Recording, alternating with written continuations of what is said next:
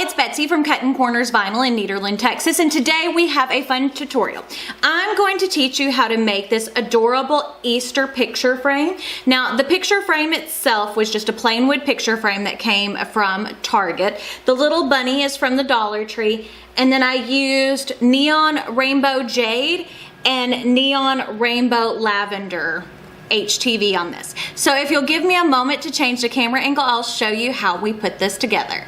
So as you can see, I have my bunny piece, which this is just one of those coloring pieces. It's thin wood from the Dollar Tree, and my photo, or not my photo, my picture frame laid to the side. So before I can do anything else to it, I need to go ahead and remove the inside and the backing off of this so I can paint the frame and the bunny. So I've got, this is just a Valspar paint sample. This is, I forget what color this is. This is one of their lavendery colors.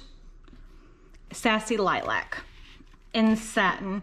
I was looking at painting some walls this color, so I picked this up a long time ago, and you know, I use it as paint for projects. Need to remove that label and the top hat part because that's gross.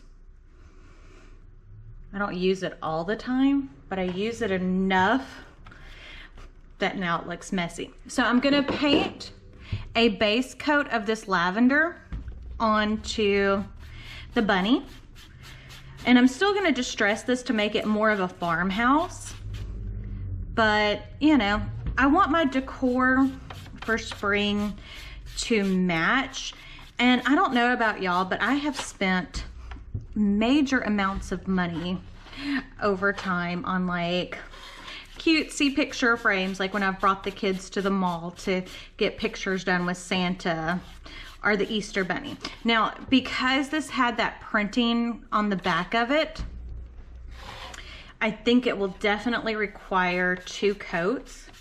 And you could easily make this like a full color project, but I think for what I'm wanting to do with this, I think painting this like a solid color is going to be my best option.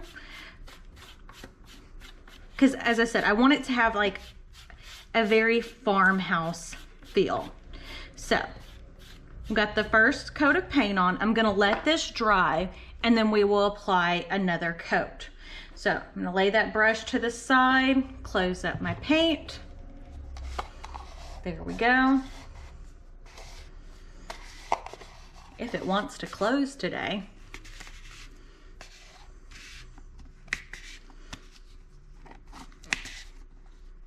There we go. Okay.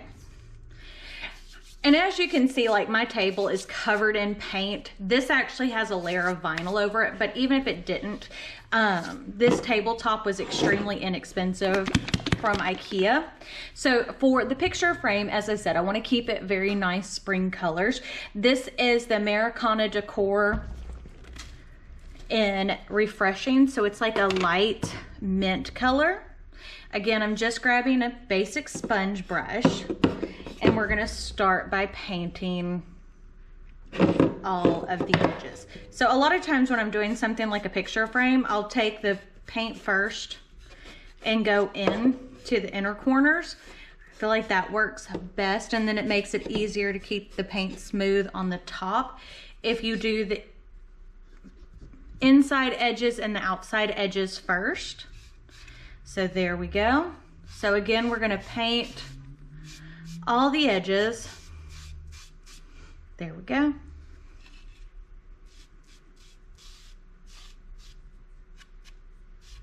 See how easy that is?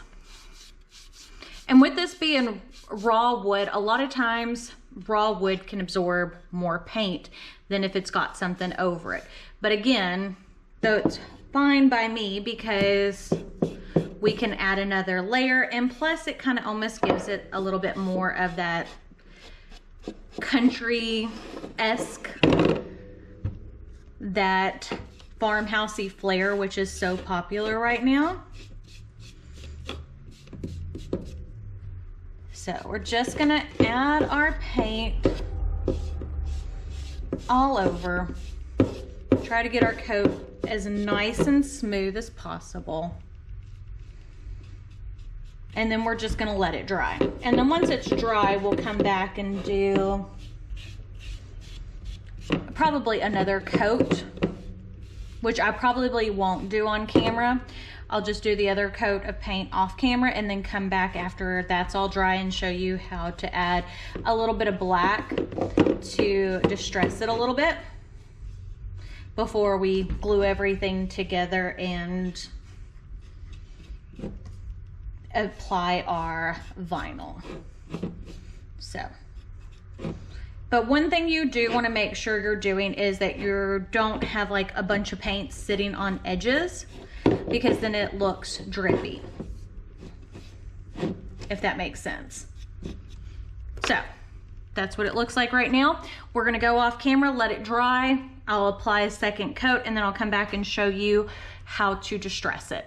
See, I have my frame painted and then I have the bunny painted. They both have their second coat. So as you can see, like on the bunny, you can't see where it had that stamp anymore. So I want to distress this a little bit to give it a little bit more farmhousey look. So I've got my home decor black chalk paint. This is by Folk Art. And I've got a tiny little brush that I'm just going to take and run it along the edge. And I'm just using the leftover paint off the top. And I've got some paper towels to kind of help distress it some. This is something I personally like to do. Just the littlest a bit goes a long way. And whenever it's finished, if I feel like this side I think has a little bit too much, I can take just a little bit of that mint and kind of go back over it to make it where it's not as distressed, I guess. So you see how that just ages it just a slight little bit. So I'm just taking and applying in the corners and then just taking, well, it's not clean anymore, but it was a clean paper towel, and just kind of giving myself a little bit of room to distress. And just kind of go over all of the surface of it. So where I have too much paint, I'm just going to grab the mint. And I have another little brush. And I'm just going to take and go over it, so it's not as harsh. See how easy that is? So that's something to remember, that if you do go too far when you're distressing, you can fix it. That's the nice thing about painting wood, is you can easily kind of go back and make things look the way you want it, which I think is important. So there we go. Just gonna keep adding a little bit more paint. Okay, so I like how that is looking. And again, it doesn't have to be perfect. You make it look the way that you want it to. If you want it distressed, distress it. If you don't want it distressed, don't distress it. It kind of depends on your home decor and stuff like that as well. So as I said, it depends on what you like. Not what I like, what you like. But these are little tips and tricks you can use for almost any project. Like if you're doing a paint project or a paint vinyl project like we're doing today, you know, knowing how to kind of go back and fix things if you go too far is quite nice. Okay, so I'm liking how that's looking. I may apply a little bit more, but I'm going to take that black paint just ever so slightly, and I'm going to take again and just kind of go over the edges a little bit and over the body, just to give it a little bit more age.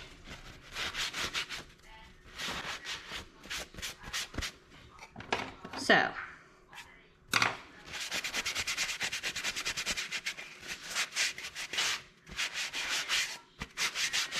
So we've got that on there. So I'm going to take just a tad bit of purple because, again, the distressing got a little heavy. This doesn't always like to come off.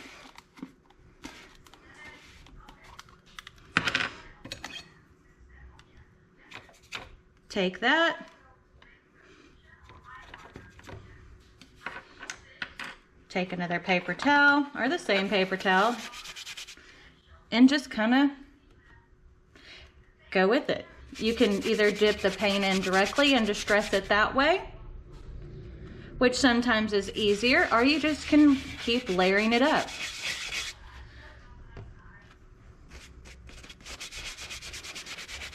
But you see how that calms that distressing down.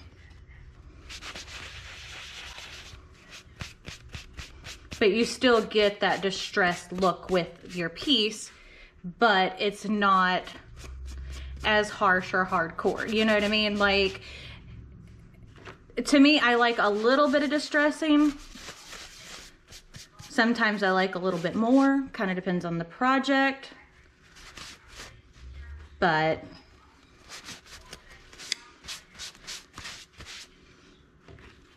you see how easy that is? And as you can see, I'm just taking just the edge of the paper towel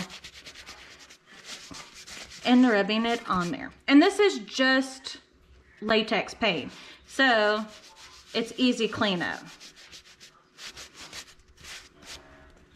Okay. I think I need to fix just in there a little bit.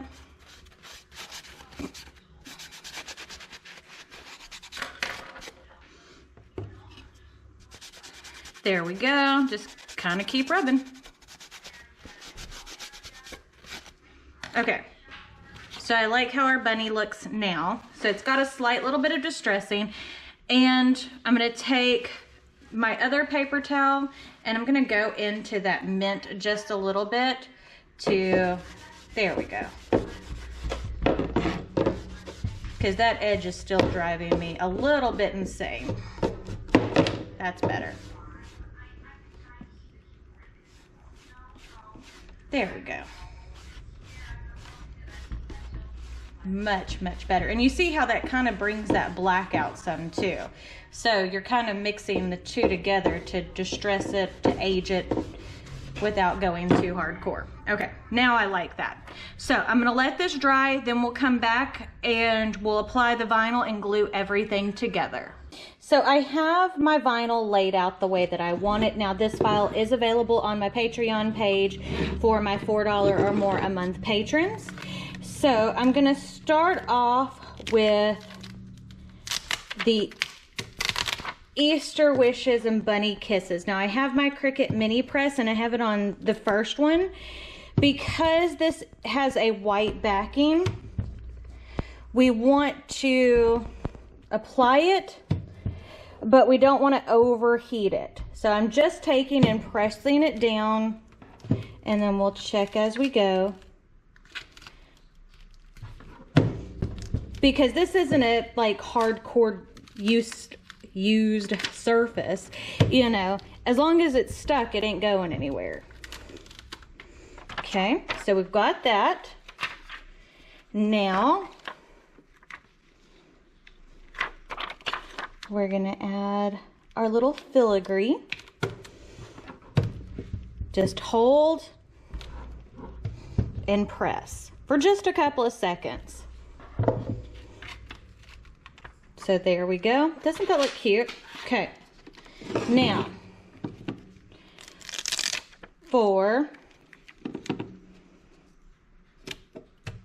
our purple layer, just to add some emphasis on the picture frame. So again, just press and hold for a couple of seconds. This one's a little bit bigger. But I mean, as you can see, you can use whatever paint colors, whatever you have in stock at home. Even if you have just any type of wooden picture frame that's kind of flat. It doesn't have to be this one in particular.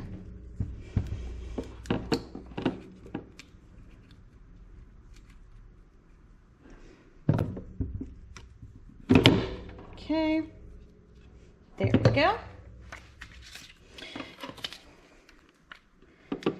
So we're gonna apply our flowers, and I like this tone on tone look. I use Neon Rainbow Lavender, Glitter Flex Ultra, and Neon Rainbow Jade.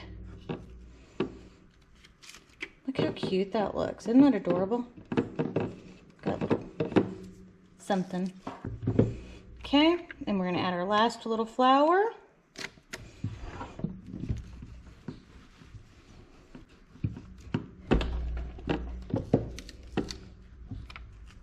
Okay, like that. So that part's done. So now I'm gonna take, I have my glue gun heating up. I'm gonna place this kind of where I want it to double check. And we're gonna apply a generous amount of glue, but it doesn't have to be a whole lot. Let's turn that off. Okay, now that's off. And make sure that your bunny is lined up with the bottom. That's the most important part. And add some pressure. Okay? So now that is all glued together. Isn't that precious? Now all that we need to do is turn it over. Let me turn all the heat stuff off.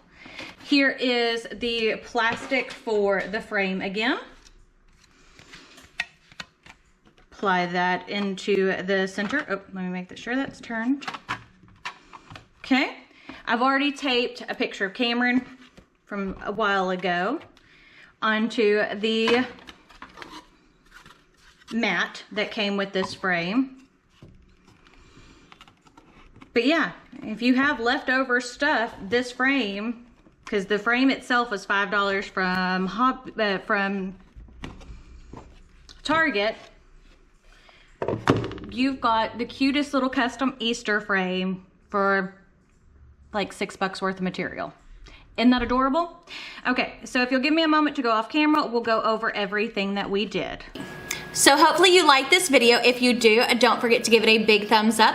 Don't forget to hit the subscribe button right down below. And if you hit the notification bell icon next to it, that will notify you when I post new videos, which is typically Monday, Wednesday, and Friday. But I guess that's it, so we'll see y'all later.